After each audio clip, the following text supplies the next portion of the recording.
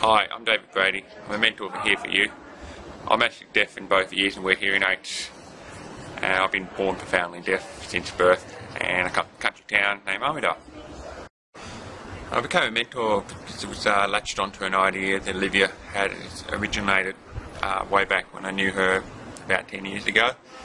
With the concept of being a mentor to give guidance and advice to teenagers who are hearing impaired or deaf when they're growing up was something that we discovered was lacking from our lives, and we have a lot of experiences to be able to share with the kids in terms of things from leadership, careers, way down to all aspects of their lives. That's a pretty tough question because I don't really have any early memory of being deaf because I was actually born deaf. So for me, the earliest memory would probably be more of visual experiences. For example, probably the best memory I have was actually learning the alphabet, which is, for example, A for apple, B for bear, C for cat, with my parents. I would say life growing up for me, for those who might not know, they actually were born in Armidale, which is in northern New South Wales. It's a conservative country town. The population at the time was about 18,000 people. Life was pretty tough. I was part of a group of deaf and hearing impaired youngsters in Armidale. Unfortunately, I was the youngest of a group by about 4 years. Life for me growing up was pretty much there was hardly anyone about my age group who had the same experiences that I could share with. My life was difficult in terms of trying to integrate into society, so it's more like me being thrown in the deep end and trying to swim out of the deep end to be able to integrate into society and grow my own identity. School was hard. Just say I had an interesting discussion the other day with a parent of a deaf child. Sort of made me realise how related my experiences at school. Being primary school was fun. Everyone didn't care whether you were hearing impaired or had one arm or anything like that. Everyone just got on with it, and it was just mainly all about games. When we became teenagers, we started to become a bit more self-aware, and that's when it got really tough at school. So of course I was picked on because I was different. Coming in Armidale, it was very obvious the difference was there. The other thing I found was in classrooms it was difficult to pick up what the teachers were saying, especially when we had group discussions. It just means I had to work about 2 or 3 times harder to achieve what I want to achieve. The main support unit is definitely my family and my parents, particularly my mother, who's very, very proactive in getting assistance through other parents and people. My younger brother and sister, funny enough, being the eldest, I've always seemed to be guided around by them, not the other way around. It's a very interesting scenario where you have your brother becoming sort of like your median or your interpreter from time to time in life. Also had good support from teachers at school, through my parents. My mother is a teacher, so it's a good teaching network in Armidale, and that sort of helped out a lot of support, and that's where I got it from. That's a tough one. Really tough one. There's a lot of inspiration from different sources. One inspiration I had was from, there was this kid in our Armidale I grew up with. He was blind, and he had a situation where I remember coming home one day from school. I was really upset about my situation, and I talked to my mother, and I was really annoyed. And my mother talked about this young man called Daniel Hartman, who's actually blind and he couldn't see, and the way he was achieving in his life in Armidale, and he overcome his prejudice, and it was quite inspirational to look up to him, even though he was a similar age, probably a couple more years older. It just sort of made me realise that other people were doing it tough, and it was just more of a let's get on with it, and to focus on making it the best you can be. Again, it's a tough one because I have so many achievements I'm proud of. However, if I had to whittle down to two that really stand in my memory, one was representing Australia in the Deaf Olympic Games in Melbourne in 2005 in water polo. I think it was an achievement for the fact that I've only just started the sport 3 years before, had to train hard and experience like being an athlete and then going to a cultural festival where there meet people from all over the world. That was an amazing achievement. The second achievement, I think the biggest, was actually getting my master's degree at the University of Sheffield. But actually finishing a thesis, which is the book. That was definitely an achievement because for me to overcome a lot of situations in learning grammar in English and actually getting a proper publication was probably marked as a really strong memory for me. I think the word obstacle is an interesting word. It's one that obstacle, I believe, one of the biggest obstacles I have to overcome is actually getting a job. It's trying to convince people that I can do just as good as the next candidate to actually put an application on paper. It was frustrating for me from time to time when I was looking for work. I've been out at work for 6 months looking for a job, went to about 50 different interviews, different people, trying to convince people to actually employ someone like myself. Fortunately, I found where I am now with Touch Football Australia, my current employer, who's kept faith in me to give me a go. And I tell all employers out there, give a hearing impaired or a deaf person a go, because you'll be very surprised at what they can achieve.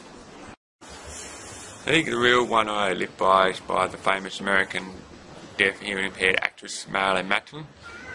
She quoted that hearing impairment is something it's not in the ear, it's actually in the mind. And I believe that was quite a strong motto to live by. For a start, to get me.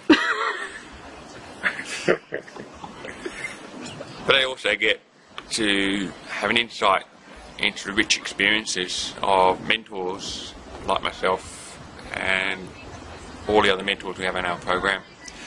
And a great opportunity to be involved to pick the brains out of questions they might have that we had when we were their age. And I believe that's a real benefit to a teenager involved in the program, because there are a lot of questions and they are sitting in the back there of your mind, and the great benefit is someone like myself, or if not myself, one of the other mentors will be able to provide you some guidance and suggestions to be able to achieve what you want to achieve.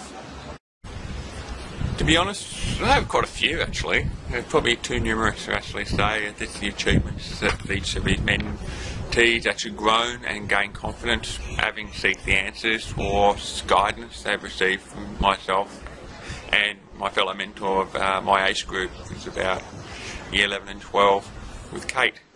I think the best one I had was the fact that one of our mentees actually met the opposition leader during the election time. He was close to being the Prime Minister, but he obviously met one of our mentees, and I thought that was really inspiring to hear that someone has the courage and conviction to go and contact Tony Abbott and have a conversation with him. I think that was probably one of my favourite stories. Personally, I believe I've achieved a lot with Here For You so far. It's definitely gained a benchmark moving forward to what I believe could be an expanded program around the whole country, as well as into New Zealand and other parts of Asia Pacific region. I see Here For You as a great opportunity for young hearing impaired Australians, in the case of Australia, linking in with hearing impaired and deaf Australians who've had similar experiences of their age, to be able to share it and to build a stronger and richer future for everyone involved. Next 12 months are going to be very busy for me. I've doing a lot of work, happily been business operations manager of Touch Football Australia. We've got some big programs coming up for the sport as a professional sense. I've also jumped onto the Deafness Forum Board of Australia. I have a strong mission to ensure that the hearing health bill will go through the government, the current Gillard government. It would be really hard to try and lobby that for the benefit of everyone who's deaf and hearing impaired in the whole of Australia. I have a very strong belief that the hearing health could be improved. Also see myself as working a bit more for Here For You and to gain more opportunities to get some fundraising so that we can expand the program, and also to be able to professionalise the support for the organisation. There is a lot of things going to happen, and also in personal life there's a lot of things happening as well, so I'm really excited for what's going to happen in the next 12 months. I really look forward to 12 months time where I can sit back and look back and say, well, wow. That's a tough one, because I have a strong philosophy that you just live through your life and you take every moment and opportunity that comes to you. If you miss them, then there's always an opportunity to go back and grab them. That's not a moment going back in time, it's actually a moment going forward. It's being more proactive and actually stepping up to the plate, and also taking information to actually do what you want to do. I don't regret anything that happened to myself in my life, especially my hearing impairment. I actually enriched my life quite a lot. It's actually now provided me a lot more opportunities that I probably would never experience. There were times that I could have changed things. I kept thinking things could be better. But then again, we just got to take every opportunity we got while we're alive and to move forward. Yeah, I've wear hearing aids from pretty much since day one, since the box hearing aids, and I'm actually very lucky to have an audiogram that actually is like a U-shape, so that's a smiling gram, where actually the hearing aid technology is able to enable me to be able to hear and experience as much as anyone with a hearing impairment that of a cochlear implant. I have considered a cochlear implant from time to time, but I have seek the advice of my audiologist and second opinions, and looking at hearing and getting information, I've been encouraged to go with the new and better brand of digital hearing aids. The technology is continually evolving, and I have been on, it's probably about my 20th different type of version, and every time I've had new hearing aids, my life has definitely improved for the better for myself personally.